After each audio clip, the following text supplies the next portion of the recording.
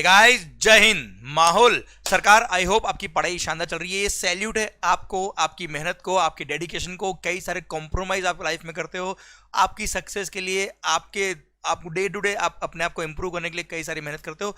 आपको सैल्यूट है, आपके डेडिकेशन को सैल्यूट है। My best wishes are with you. हमारी पूरी टीम की तरफ से आपको बेस्ट विशेज। माहौल बनाते रहो, बस खुश होकर पढ़ो, क्योंकि जो भी आप काम खुश होकर करते हो उसके लिए भगवान भी खुश होता है और आपको बहुत अच्छा आशीर्वाद देगा। तो सरकार, शुरू करते हैं हम chapter number 23। Okay, offences and penalty, section number 122। सबसे पहला sir subsection, section number 122 subsection 1 ने सर लगभग 21 ऑफेंसेस की लिस्ट दी है। 21 ऑफेंसेस में इन्होंने बताया है कि सर अगर आपने इनमें से कोई भी ऑफेंस किए तो ऐसे केस में पेनल्टी आप पे चार्ज होगी। पेनल्टी कितना चार्ज होगा sir? Penalty can be higher of the amount of tax involve और rupees 10,000 whichever is higher. अच्छा, जो अमाउंट मैं बता रहा हूं 10,000, ये CGST वाला अमाउंट है। क्लियर सरकार? प्लस SGST का भी होगा तो 20,000 हो जाएगा बेटा ऐसे केस में। Okay, higher of the amount of tax involve, मतलब 100% tax involve rupees 10,000 whichever is higher पर जो सबसेक्शन 2 है उसने क्लियरली बोल दिया कि अगर आपके केस में फ्रॉड, सप्रेशन ऑफ फैक्ट या विलफुल मिसस्टेटमेंट प्रूव हुआ तो 100% ऑफ टैक्स इन्वॉल्व और rupees 10,000 whichever is higher की पेनल्टी लगेगी। पर अगर मिस्टेक प्रूव हुआ, मतलब other than your case is other than fraud, wilful misstatement और सप्रेशन ऑफ फैक्ट, तो ऐसे केस में केवल 10% ऑफ टैक्स इन्वॉल्व और rupees 10,000 whichever is higher, इतना ही पेनल्टी लगेगा आपके केस में, जो हमने सेक्शन नंबर 73 में पढ़ा था बेटा।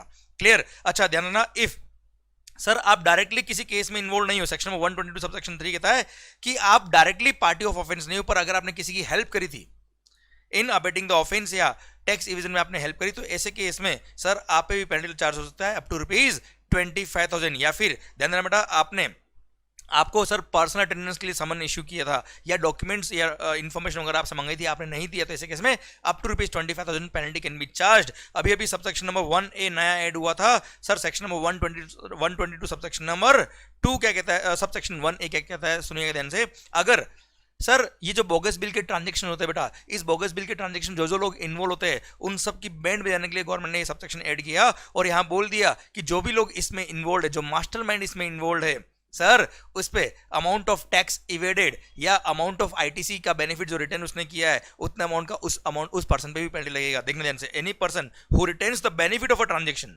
जिसने इन ट्रांजैक्शन का बेनिफिट रिटर्न किया है, which are covered under clause number 1, 2, 7 और सर 9 of the subsection 1, तो and at whose instance such transaction is conducted, then such person shall be liable to a penalty of an amount which is equivalent to tax evaded or ITC availed of or passed on.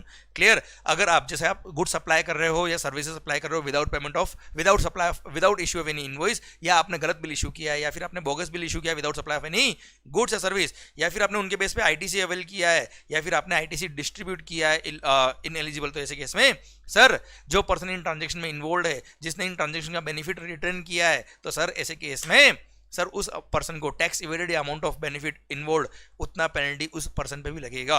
Clear? ये subsection number 1A था। Okay, section number 125 में एक general penalty दी बेटा कि अगर कोई offence जो आपने कमिट किया है जिसके लिए कोई स्पेसिफिक पेनल्टी नहीं दे रखी, तो under GST 25,000 is the general penalty CGST का। Okay sir, general discipline related to penalty, ध्यान रखना बेटा, कोई भी पेनल्टी लगाने से पहले उसमें कितना डिग्री है, कितना सीवरिटी ऑफ द ऑफेंस है, उसको मद्देनजर रखते हुए ये लोग पेनल्टी चार्ज करेंगे। जहां पे भी लिखा है up to this amount penalty can be charge, तो वहां कोशिश करेंगे कि अगर वहां पे इंटेंशन था असेसी का या किस डिग्री का उसका ऑफेंस है, इंटेंसिटी क्या, उसके अकॉर्डिंग ही पेनल्टी चार्ज किया जाएगा। और अगर माइनर ऑफेंस है, माइनर ऑफेंस मतलब अगर amount of tax involve is up to rupees 5,000 या फिर केवल डॉक्यूमेंट्री एरर था बेटा, डॉक्यूमेंटेशन एरर था which is apparent on record, तो ऐसे केस में कोई पेनल्टी चार्ज नहीं किया जाएगा। और अगर असेस ने वॉलंटरी डिस्क्लोजर किया तो it should be considered as a mitigating factor to reduce the penalty. And जिन केसेस में फिक्स अमाउंट या फिक्स परसेंटेज देने का इतना पेनल्टी लगेगा, अप टू नहीं लिखा है, अप टू टैक्स इन्वॉल्व ऐसा नहीं लिखा है, तो ऐसे केस में तो भाई डिपार्टमेंट के ऑफिसर के पास डिस्क्रिप्शन पावर ही नहीं कि वो उसका पेनल्टी कम कर पाए।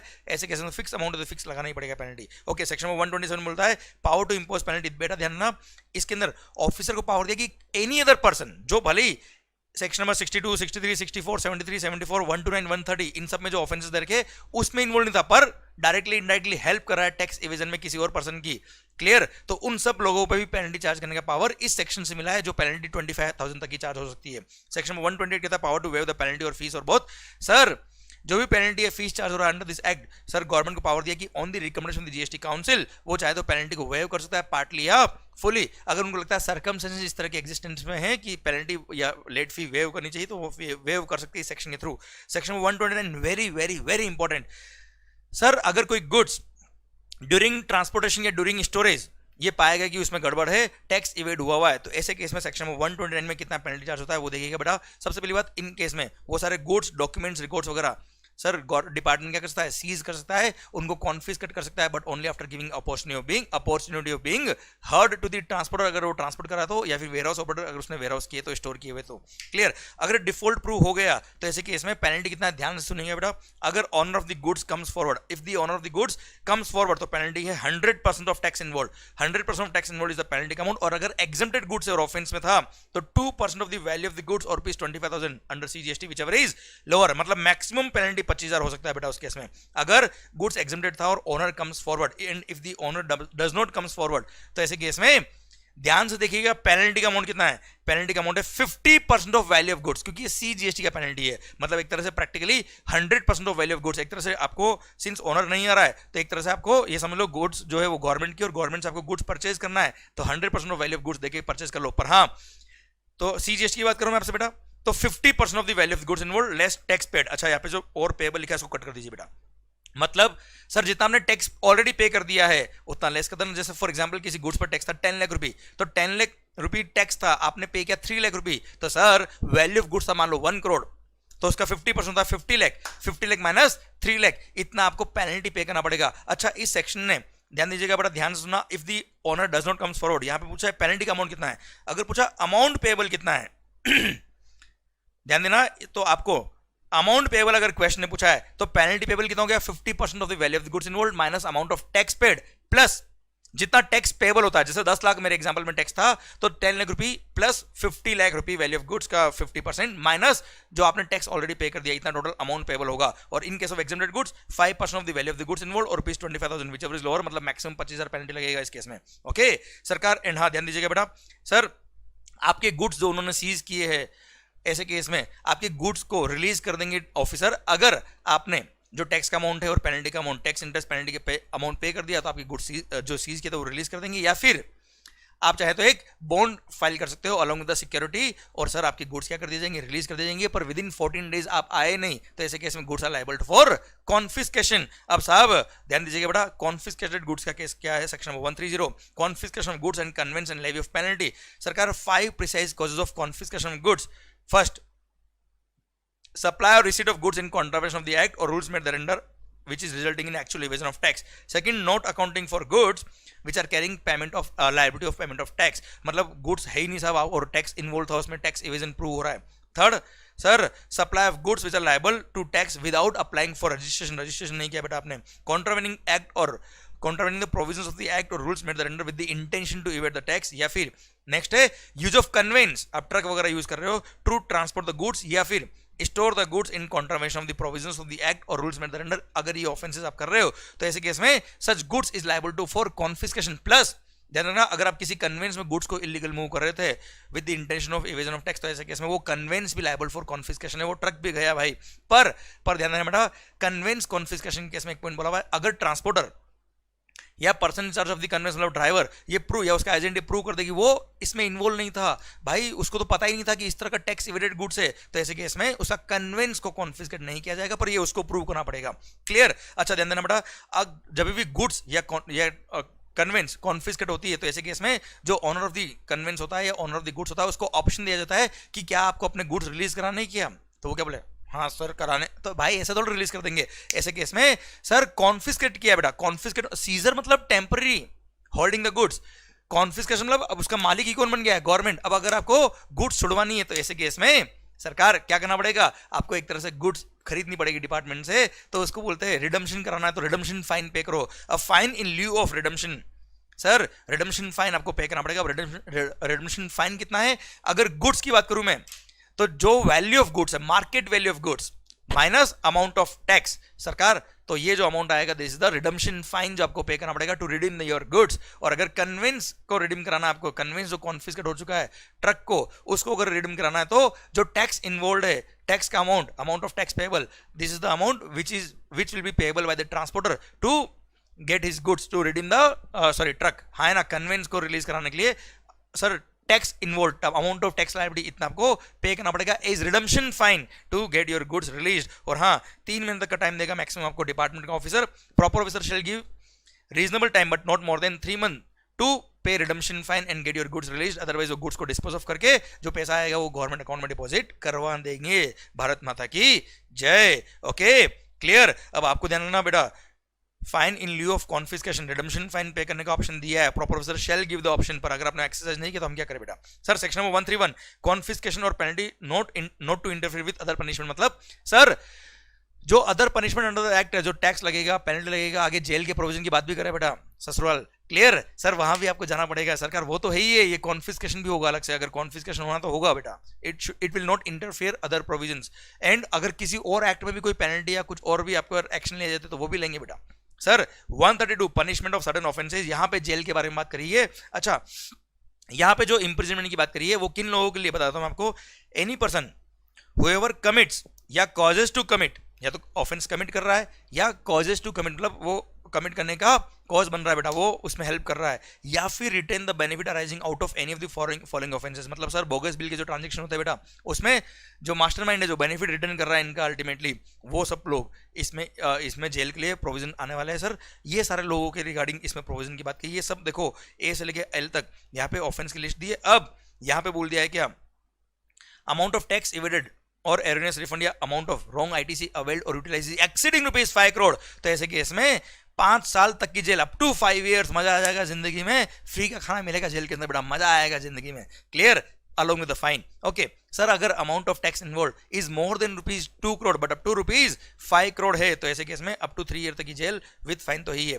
And up to sir 2 crore है बट मोर देन ₹1 करोड़ है, तो 1 करोड़ से 2 करोड़ के बीच में अगर अमाउंट है तो ऐसे केस में फाइन तो ही है, अप टू 1 year तक की इम्प्रिजनमेंट होगा। आपको मजा आएगा जिंदगी में, अंदर ही खेलना आप चोरी चोरी, सर तुम चोरी करो मैं गुड्स सर को ढूंढता हूँ, सर अंदर खेलना जेल के अंदर, मजा आएगा बेटा आपको। क्लियर माहौल। और हाँ ध्यान देना, ऑफेंस जो क्लॉजेस नंबर जी जे और एफ जी और जे में कवर है ऑफेंसेस, उनके लिए 6 महीने तक की जेल है बेटा, 6 month तक की जेल। अब जी जे एफ जी और जे में क्या कवर है, एफ में कवर है फॉल्सिफाइंग रिकॉर्ड्स और production of false document with the intention to evade the tax, आपने डॉक्यूमेंट्स वगैरह गलत सबमिट किए।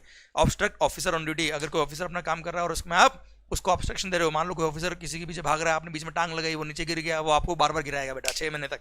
क्लियर। एंड जे बोलता है टेम्पर्स और destroy with any material evidence और डॉक्यूमेंट, सर आपने कोई भी मटेरियल एविडेंस और डॉक्यूमेंट फाड़ दिए या उसको सर कुछ ना कुछ गड़बड़ किया उसके साथ, तो ऐसे केस में 6 महीने तक की जेल है आपके लिए। और अगर आपको रिपीट ऑफेंस करते हो तो ऐसे केस में सर ये जो भी ऑफेंस है उसमें रिपीट ऑफेंस अगर आपने किया, एक बार गए फिर पकड़ा गए सर, अब आप बाद में रिपीट ऑफेंस अगर करते हो तो ऐसे केस में मिनिमम 6 month तक की जेल है बेटा, but up to 5 year plus fine. ध्यान रखना बेटा, वहां पे मॉनेटरी लिमिट नहीं देखा जाएगा, भले 1 करोड़ का अमाउंट हो, इससे कम हो ज्यादा हो, सर मिनिमम 6 महीने अप टू 5 year तक की जेल आपको होगी। अच्छा जितने भी ऑफेंसेस की बात यहाँ कही है, सारे केसेस में all the offenses are non-cognizable and bailable offense, सारे क्या है non cognizable and bailable offences, except the offences which are covered in A to D, जहां पे amount of tax involve is exceeding ₹5 crore. अब सर ए टू डी हम बात कर रहे हैं, ए टू डी पढ़ना बहुत जरूरी है आपके लिए, क्योंकि ये 4 ऑफेंस ऐसे है जहां पे अगर amount of tax involve is exceeding ₹5 crore तो ऑफेंसेस कॉग्निजेबल एंड बेलेबल होंगे, जहां पे arrest can be made even without arrest warrant. ध्यान देना बेटा, और नॉन बेलेबल होते हैं वो। सर 4 ऑफेंस कौन कौन से, सप्लाई ऑफ गुड्स और services without invoice with the intention to evade tax, second person issues invoice और bill without actual supply, bogus bill issue किया, देन सर उस बोगस बिल के बेस पर आपने आईटीसी अवेल किया, person avails ITC on the basis of invoice और bill referred to in clause number B, और fraudulently avails input tax credit without any invoice और bill और invoice आया नहीं और क्रेडिट ले जा रहे हो बेटा आप।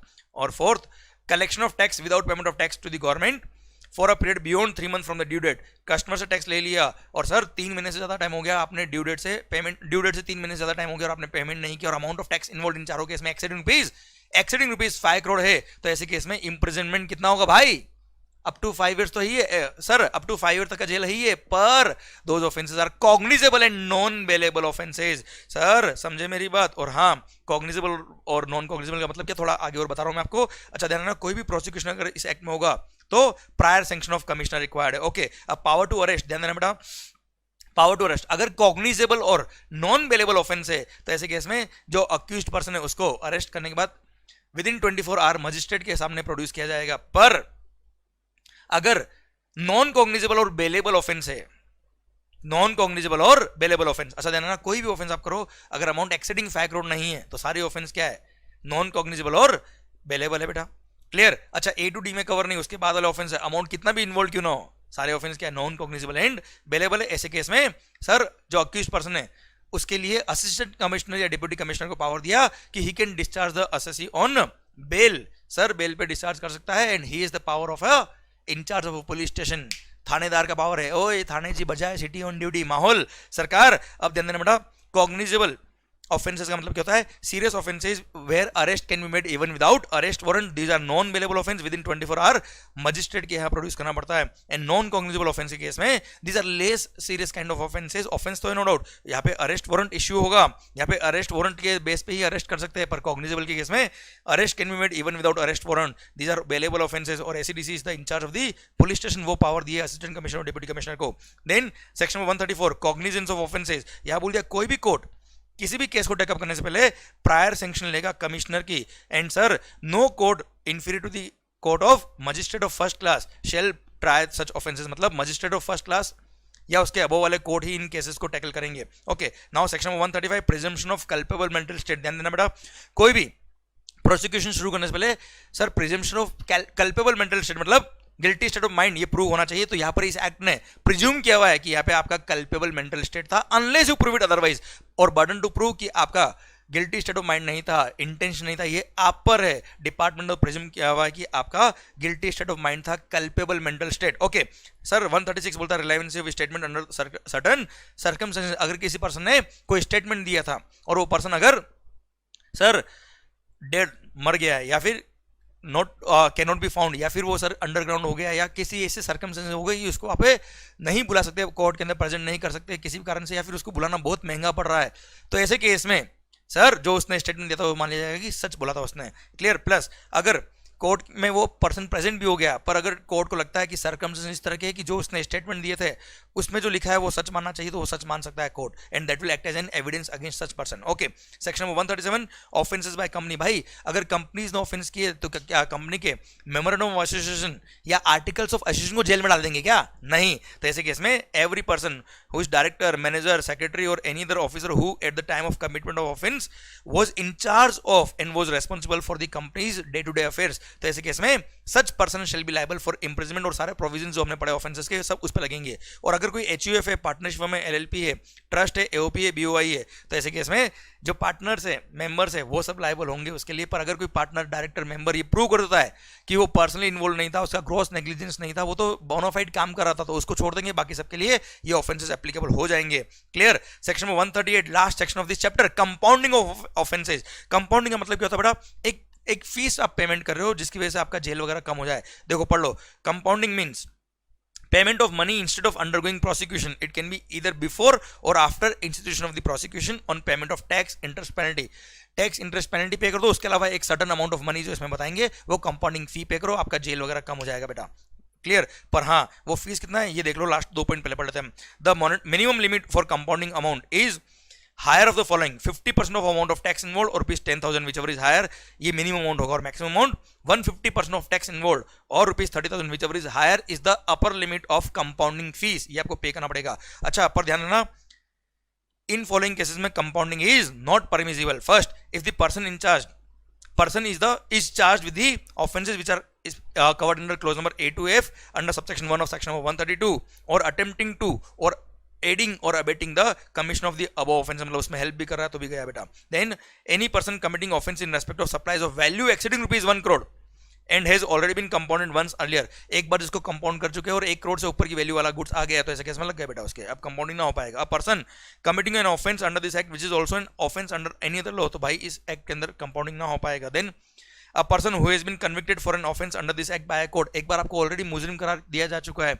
आप ऑलरेडी जेल जा चुके हो, तो अब तो आपको आदत पड़ गई जेल जाने की, तो सर कंपाउंडिंग की जरूरत है, जाओ जेल, मजे करके आओ, थोड़े दिन खेल के आओ, छुट्टी मना के आओ। Sir a person who has been accused of committing an offence covered under clause number G, J और K और of section number 132 subsection number 1 और such other prescribed class of persons, तो सर गवर्नमेंट चाहे तो prescribe कर सकती है कुछ क्लास ऑफ पर्सन को जिनके केस में कंपाउंडिंग पॉसिबल ना हो पाएगा। क्लियर? भारत माता की जय। इसी के साथ माहौल हो गया, बस आपकी मेहनत बरकरार करते रहिए, हम आपके साथ है, और जब भी आपको हमारी तरफ से हेल्प चाहिए we are there with you, क्योंकि सर आप है तो हम है। All the best, love you lot, take care, माहौल बनाते जाओ। और हाँ सर, ये जो भी आप लेक्चर देख रहे हो, रिवीजन लेक्चर, जितने भी लेक्चर आपने देखे अब तक, उनके कमेंट में अगर माहौल लिखा हुआ नहीं आया है तो अगली बार मैं सोचूंगा कुछ भी यूट्यूब पे डालने से पहले, ठीक है, मैं सोचूंगा यूट्यूब पे डालना है कि डालना है, माहौल लिखा हुआ आना चाहिए। माहौल के साथ आप भी पढ़ते रहिए और हमारा भी माहौल बनाते रहिए। Thank you so much, all the best, take care.